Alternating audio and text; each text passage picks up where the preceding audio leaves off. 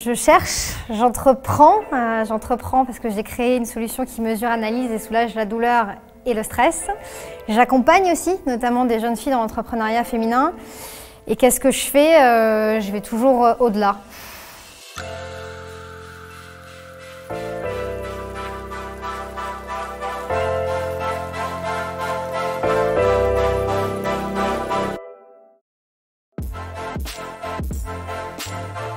Non. Entreprendre, c'est un marathon, c'est pas un sprint. En fait, chaque entrepreneur, quand il démarre, c'est un sprint. Notamment les premières années, je pense qu'on pense pas à soi et à sa santé très clairement. On pense à la santé, oui, mais de son entreprise, ce qui n'est pas du tout la même chose. Alors bon pour le moral, oui, parce que c'est de l'adrénaline, c'est de l'endorphine en haute dose. On dit souvent qu'entreprendre, c'est ça. C'est des hauts, des bas, des hauts, des bas. Alors il y a beaucoup de bas. Mais il y a beaucoup de hauts aussi, et donc quand on est sur ces hauts, franchement, c'est presque une drogue, j'aurais même tendance à dire. Le cerveau adore ça, et c'est d'ailleurs pour ça, je pense que quand on a goûté à l'entrepreneuriat, c'est très compliqué de revenir en arrière. Moi, l'argent me fait très très peur. Il y a le fait que les gens se sentent bien, que les gens soient intégrés, que les gens partent pas.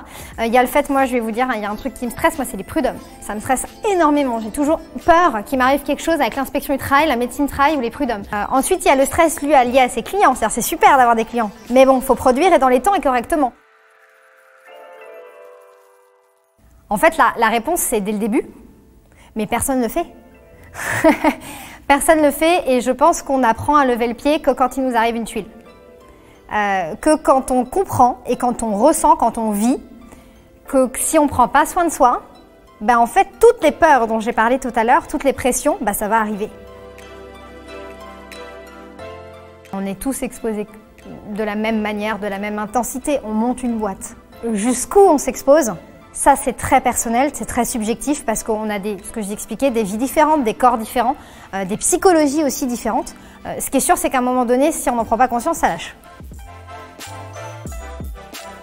Il y a des gens qui vont être là pour parasiter, clairement, mais comme dans la vie de tout le monde. Et puis il y a des gens qui vont être là en soutien. Il faut beaucoup faire confiance en son intuition, se tromper assez peu. Alors je pense que dans les premières années, il y a un truc hyper important, ne courez pas les concours. Ne courez pas les concours et les événements. Pourquoi? Parce que la plupart du temps, quand on démarre, en fait, on les perd, ces concours. La deuxième chose, ne courez pas les événements. Que ça soit à Bordeaux, à Paris ou dans toutes les villes que je vais, il y a un nombre d'événements incroyables. Être entrepreneur, ce n'est pas courir les événements, c'est monter sa boîte. De manière aussi extrêmement pragmatique, il faut prendre soin de sa santé au quotidien. Ça veut dire qu'en fonction de qui vous êtes, de ce que vous êtes, il faut que vous ayez des moments à vous. Chaque entrepreneur sera un jour dans une période de sa vie où il sera en burn-out. Et je pense, et je suis très heureuse aujourd'hui qu'on parle de la santé des entrepreneurs parce que c'est un pilier si on veut que nos entreprises françaises demeurent dans le temps en fait. Non, absolument pas.